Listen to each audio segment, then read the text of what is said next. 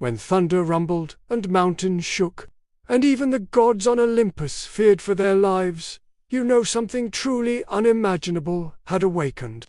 This is the story of Typhon, the monster born from the earth's rage. The creature so powerful, even Zeus himself trembled. This wasn't a being sculpted from clay or born of a simple union. This was a weapon sculpted from pure revenge, hatred, and fire.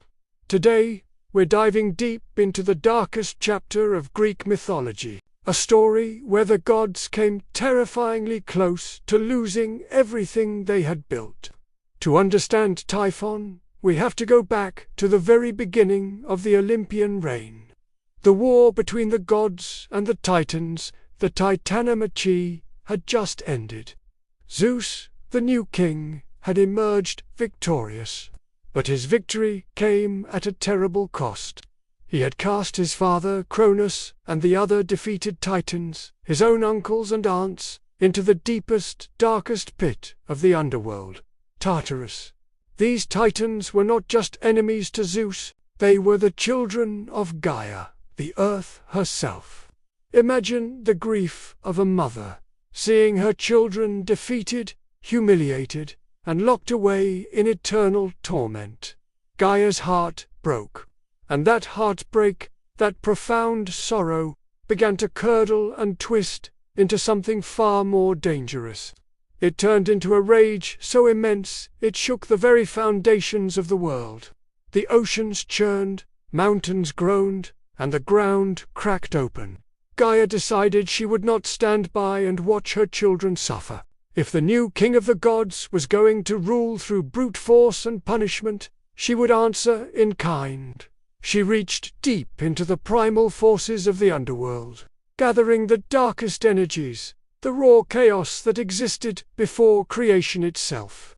From this swirling vortex of hatred and power, she gave birth to a living weapon, a monster designed with a single, terrifying purpose: to unmake the cosmos, to destroy Zeus, and to end his reign forever. This monster was Typhon. He wasn't a titan. He wasn't a god. He wasn't a mortal. Typhon was something else entirely, a category of his own. He was a cataclysm wearing flesh, the physical embodiment of a world's fury. Every ancient description of Typhon reads like a nightmare stitched together from the fears of gods and men. He was impossibly huge, so tall that his head scraped the stars and his shoulders stretched from one end of the sky to the other. Instead of legs, he had a mass of writhing, coiling serpents, each one hissing with venomous fury. His arms were so impossibly long that he could stretch one to the eastern horizon and the other to the western horizon simultaneously. And his voice? He didn't have one single voice. When he roared, it was the sound of 100 different beasts, a cacophony that manifested as devastating hurricanes and tornadoes. His breath wasn't air. It was pure, liquid fire, hot enough to melt solid rock and boil the seas. And his eyes were two burning furnaces of crimson light, glowing with an intensity that promised only destruction. This was a creature that other monsters feared. The Gorgons would have turned to stone just looking at him. Even the gods on Olympus only whispered his name, hoping he wouldn't hear. Typhon wasn't just another creature to be fought. He was the apocalypse with a heartbeat, and he was coming for them. The moment Typhon fully emerged from the earth, the world broke. The sky cracked open as if it were glass. Unnatural storms raged across the land, and the oceans boiled over. Up on their golden thrones on Mount Olympus, the gods looked down, and for the first time in their immortal lives, they felt true, mortal terror.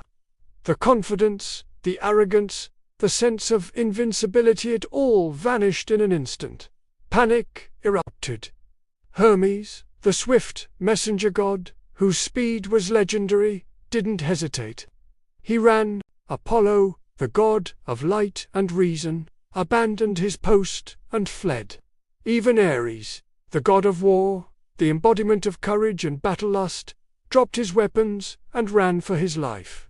One by one, the mighty Olympians scattered across the world, disguising themselves as animals to hide from the monster's sight.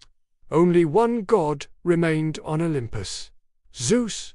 He stood his ground, not out of arrogance, but out of grim necessity. He was the king.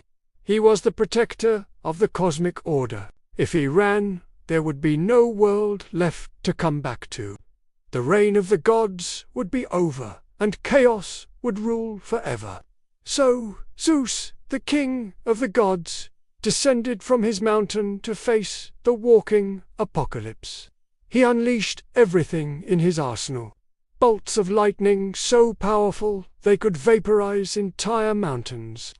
Bolts of thunder so loud they could split the earth in half. He threw bolt after bolt, a storm of divine fury aimed at the monster. But the monster didn't even flinch. With one lazy swing of his massive arm, he shattered Zeus's thunderbolts into dust. With another, he battered the king of the gods across the sky like a toy. For the first time in cosmic history, Zeus, the all-powerful ruler, looked utterly beaten. But Typhon wasn't content with just defeating him. He wanted to humiliate him. He wrapped Zeus in the coils of his serpentine legs, squeezing until his bones creaked. Then, with monstrous strength, Typhon tore the very sinews, the tendons, from Zeus's hands and feet, leaving him powerless and crippled. He dragged the broken god across the world and hid him in a cave, leaving him to rot. With Zeus defeated, Olympus fell into chaos. All hope seemed lost. But in the darkest hour, two of the most unlikely heroes stepped forward.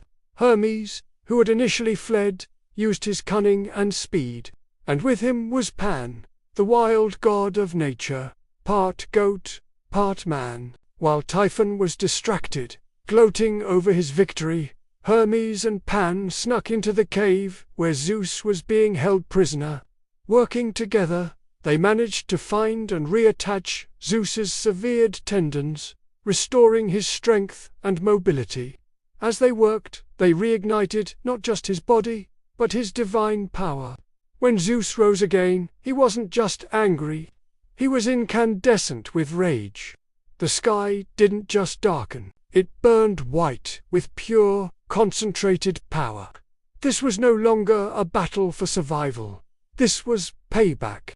The final clash between Zeus and Typhon shook the entire universe. It was a spectacle of unimaginable destruction. Lightning storms collided with rivers of fire.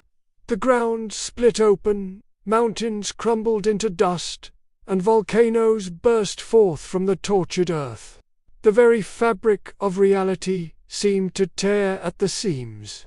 This time, Zeus held nothing back. He gathered every last ounce of his divine power, every spark of cosmic energy he commanded, and forged it into a single, ultimate thunderbolt. He hurled it with all his might, and it struck Typhon with a force so great it split the earth beneath him. Typhon let out a final, deafening roar, but his fire began to dim. His monstrous strength finally cracked, and at last the great beast fell. But Zeus knew that a creature born of Gaia's eternal rage could not truly be killed. So he did the next best thing. He lifted the entire island of Sicily and dropped it on top of the monster, pinning him beneath Mount Etna. To this day, Typhon is trapped there. And the ancient Greeks believed that whenever Mount Etna rumbles, whenever smoke billows from its peak, and whenever fire and lava erupt from its crater, that isn't just a natural phenomenon. That's Typhon, the Earth's rage, still roaring in his prison, still trying to break free. So, what did you think of the story of the God Killer? If you enjoyed this dive into mythology, make sure to hit that like button, subscribe to the channel, and let me know in the comments which legend or monster you want me to uncover next. Thanks for watching.